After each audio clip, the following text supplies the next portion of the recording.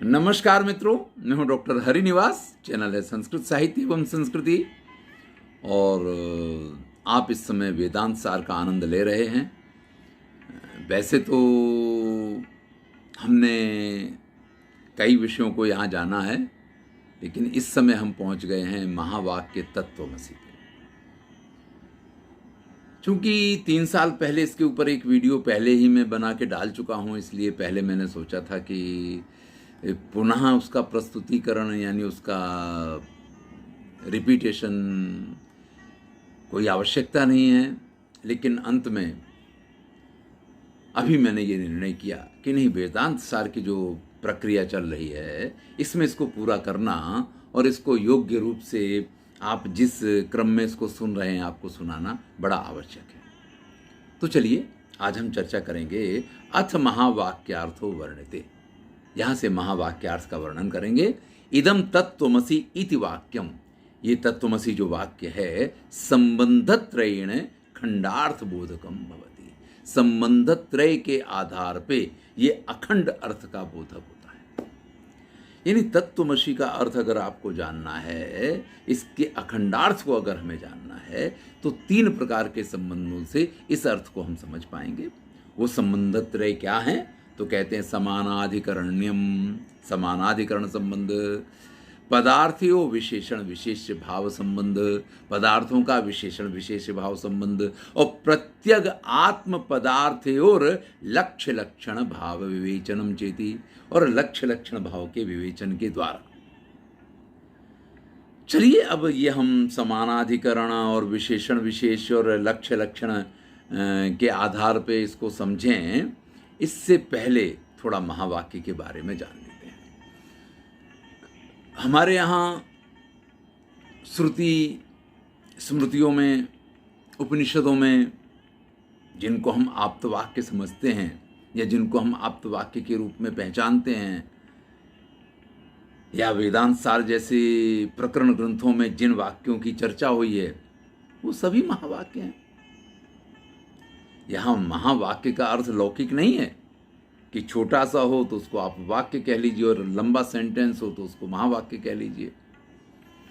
यानी बाणभट्ट की रचना उठा लो या 10 कुमार चरित उठा लो और उसमें किसी वन के वर्णन में चले जाओ, विंध्याटवी के वर्णन में, और फिर आपको लगे कि 2 पेज तक एक वाक्य ही पूरा नहीं होता, तो उन्होंने कहा ये तो साहब महावाक्य है, बहुत बड़ा वाक्य है। वेदांत में ये लौकिक व्याख्या नहीं है। यहां जिनको हमने आप्तवाक्य यानी शब्द प्रमाण के रूप में स्वीकार किया है, वो सारे वाक्य भी महावाक्य में नहीं आते हैं, चाहे वो आप्तवाक्य हैं चाहे वो शब्द प्रमाण के रूप में हैं।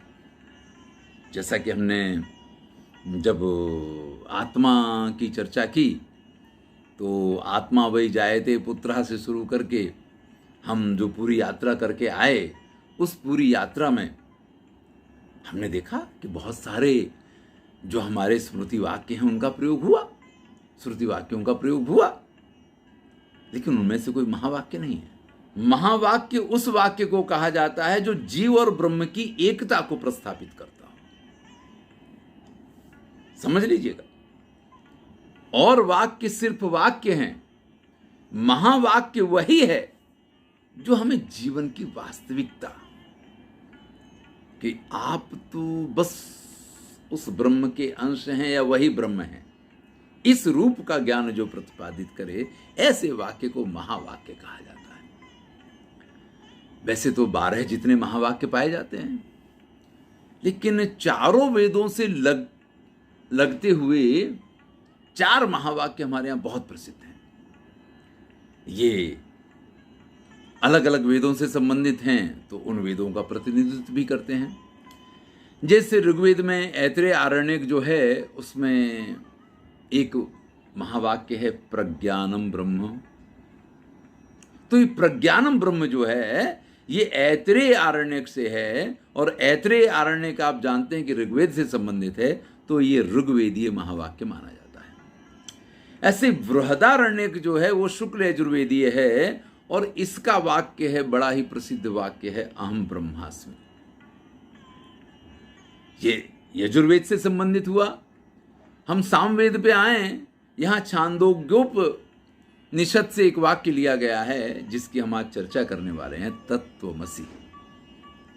ये सामवेद से संबंधित है। इसी प्रकार से जब हम हमारे चतुर्थ वेद अथर्ववेद की तरफ जाते हैं तो मांडूक्योपनिषद का एक महावाक्य है, अयम आत्मा ब्रह्म। तो ये 4 महावाक्य ऐसे हैं जो सर्वाधिक प्रसिद्ध हैं या जिस पे बड़ी बड़ी चर्चाएं हुई हैं। विद्वानों ने इनके ऊपर अपने जीवन के सारे निचोड़ प्रस्तुत करके इनकी व्याख्याएं की। चलिए, चूंकि हम वेदांत सार में हैं और यहाँ पे तत्त्वमसि वाक्य का प्रयोग किया गया है तो इस महावाक्य की हमें यहाँ व्याख्या करनी है। इस पे आगे बढ़ें इससे पहले एक बात कही है कि अखंडार्थ, ये अखंडार्थ क्या है? तो हमारा वाक्य है तत्त्वमसि, तत्त्वमसि, वह तुम हो। अब वह यानी प्रथम पुरुष है और तुम यानी मध्यम पुरुष है।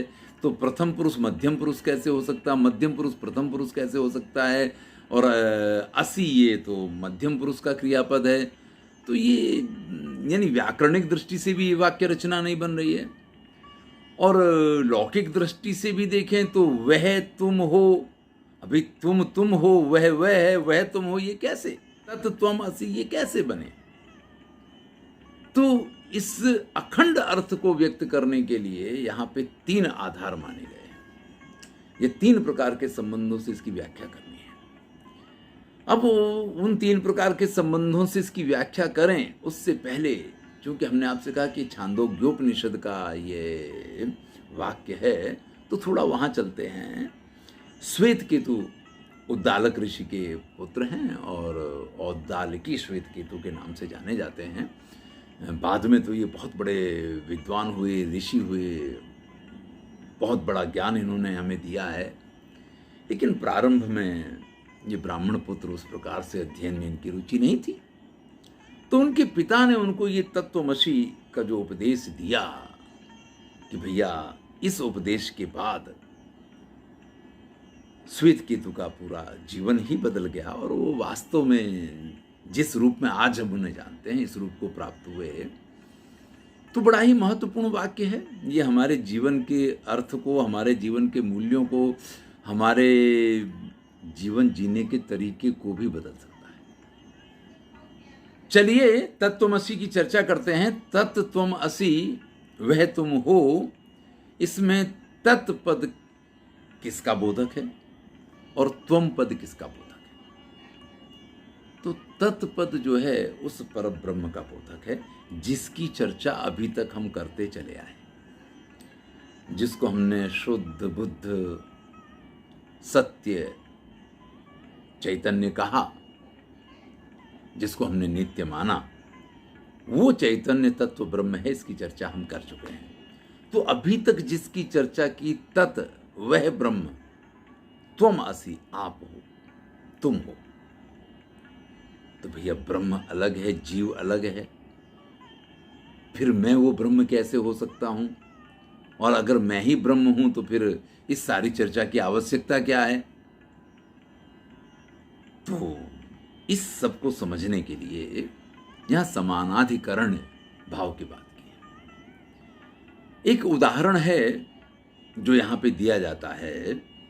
चलिए हम आपका जो यहां पे वेदांत सार में गद्यांश है उसको भी देख लेते हैं कि समानाधिकरण संबंध तावत।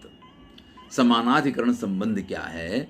सो अयम देवदत्तः, वह यह देवदत्त है। भैया ये तो वही तत्त्वमसि को समझाने के लिए इसका प्रयोग किया है।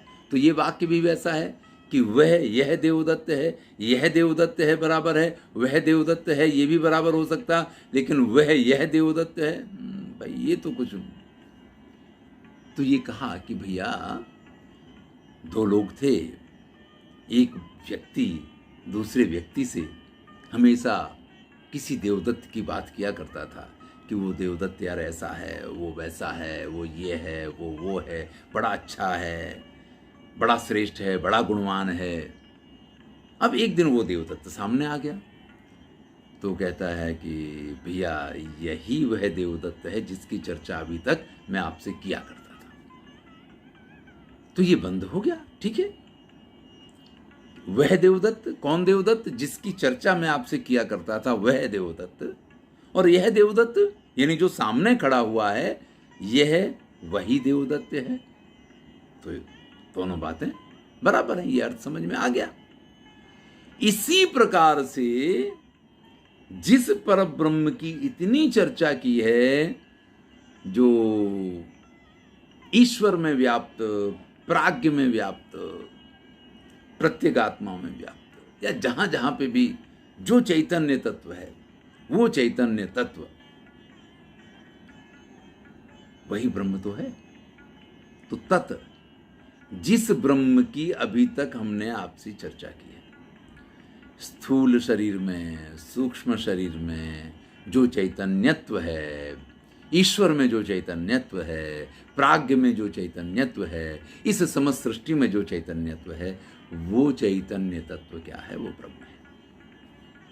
अब जब वो चैतन्य तत्व ब्रह्म है, तो तत् त्वम असि, भैया वो समष्टि है और आप उसकी व्यष्टि हो, तो वो तुम हो। अब आप कहेंगे कि भैया उसकी तो बड़ी बड़ी विशेषताएं हैं, और हमारी तो विशेषता ही क्या, हम तो एक जीव, और वो भी इस संसार में ऐसे फंसे पड़े बुरी तरीके से, तो हम वो कैसे हो सकते हैं? अब इस अर्थ को अगर समझना है तो विशेषण विशेष भाव, ये जो दूसरे प्रकार का संबंध है उसकी चर्चा करेंगे कि भैया जो विशेषताएं ब्रह्म में बताई गई, नित्य है, सत्य है, शुद्ध है, बुद्ध है, चैतन्य है, वही सारी विशेषताएं आपकी भी तो हैं। दोनों के बीच में अंतर है, तो सिर्फ इतना अंतर है कि आप स्थूल शरीर में विद्यमान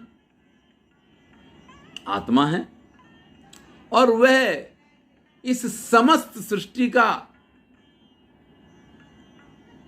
कर्ता, धर्ता, संघर्ता, जो भी आप कहें, मूल आधार चैतन्य तत्व है। लेकिन जो चैतन्य तत्व सर्वत्र विद्यमान है, वही चैतन्य तत्व आपके अंदर भी है, तभी आप भी जो कुछ कर रहे हैं वो कर रहे हैं। इसलिए जो विशेषताएं उस ब्रह्म में हैं, वो सारी विशेषताएं आपके अंदर हैं। अंतर सिर्फ व्यष्टि और समष्टि का है। भाई, एक वृक्ष के बीच से दिखने वाला छोटा सा आकाश, वो सिर्फ उतना ही आकाश नहीं है। ये बात अलग है कि हम वृक्ष के नीचे खड़े होकर के वो वृक्ष के बीच से उसको देख रहे हैं, और हमें कहीं कहीं जहां छोटे छोटे पत्तों के बीच से जगह मिलती है, वहां से हमें आकाश दिखाई दे रहा है, और हम ये कह रहे हैं कि ये वृक्ष आकाश है। वास्तव में तो वो पूर्ण संपूर्ण जो विशाल काय आकाश है ना, वो तो एक ही है। इसी प्रकार से सर्वत्र विद्यमान जो ब्रह्म है, वो तो एक ही है।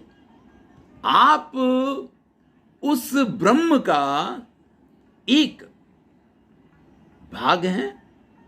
नहीं नहीं नहीं, आप दिखते एक भाग हैं तो आप वही ब्रह्म। यानी आप वृक्ष से बाहर आ जाइए, वृक्ष के पत्तों के बीच में से उस आकाश को मत देखिए, जरा बाहर खड़े होकर देखिए, तो आकाश तो वो एक ही है।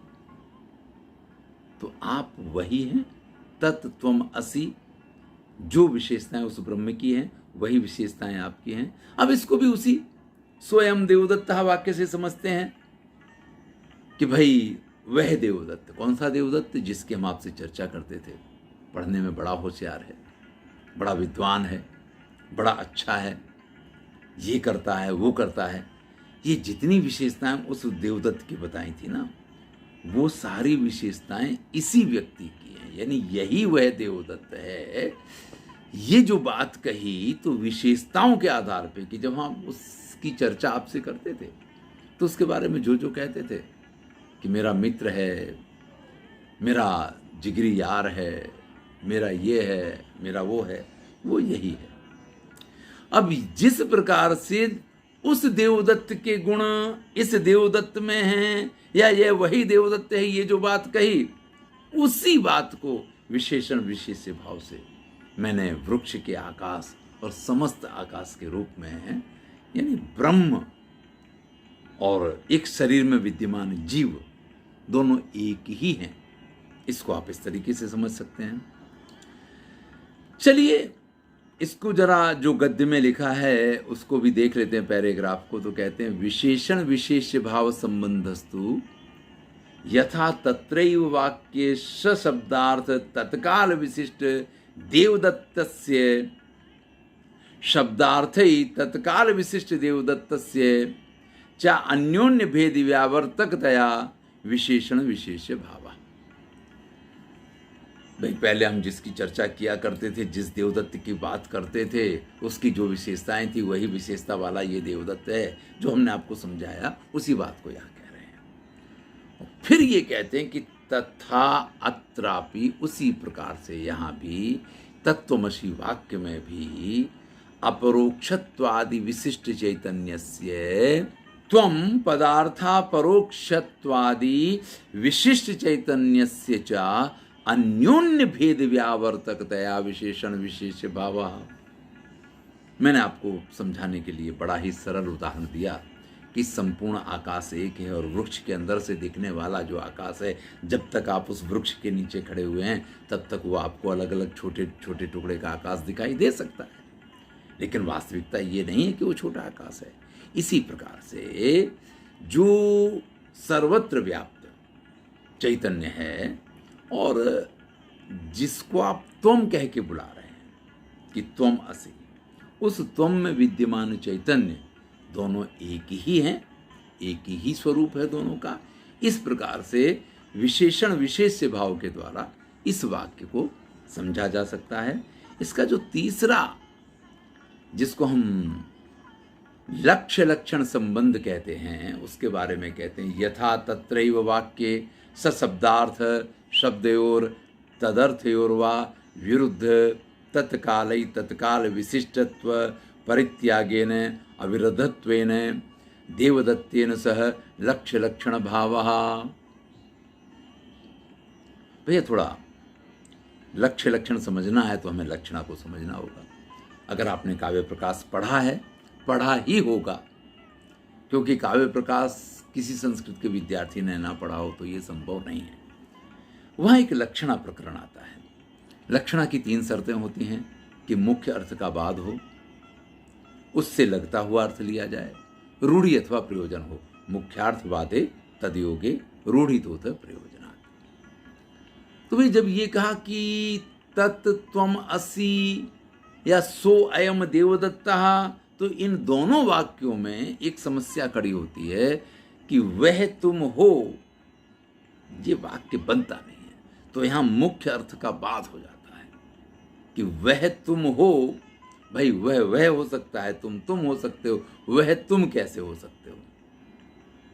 एक प्रस्तुत का वाचक है, एक अप्रस्तुत का वाचक है। वह अप्रस्तुत की चर्चा करता है और तुम प्रस्तुत की चर्चा करते हो, और अप्रस्तुत प्रस्तुत है। इस प्रकार से तो कैसे बात हो सकती है? तो मुख्य अर्थ का बात हो जाता है। तो लक्षणा की पहली शर्त तो पूरी हो गई। अब उससे लगता हुआ अर्थ लेना है, ये दूसरी अर्थ है। रूढ़ि अथवा प्रयोजन होना चाहिए। तो यहाँ एक प्रयोजन है कि हमें अखंड अर्थ का प्रतिपादन करना है, तो हमने उससे लगता हुआ अर्थ क्या लिया, ये महत्वपूर्ण है। तो जब हमने ये कहा कि सह अयम देवदत्तः, तो मुख्य अर्थ का बाद हुआ कि वह यह देवदत्त है, ये वाक्य बराबर नहीं लगा। तो हमने ये कहा कि वह देवदत्त जिसकी फलानी फलानी विशेषताएं हैं, उन विशेषताओं वाला वह यह देवदत्त है। इसी प्रकार से तत्वमसि में हमने क्या किया कि तत् की जो विशेषताएं हैं, उन विशेषताओं से युक्त तत्व वह तुम हो। इस प्रकार से हमने तत्वमसी का अर्थ लिया। लेकिन अब इसमें है कौन सी लक्षणा? लक्षणा के बहुत सारे प्रकार हैं।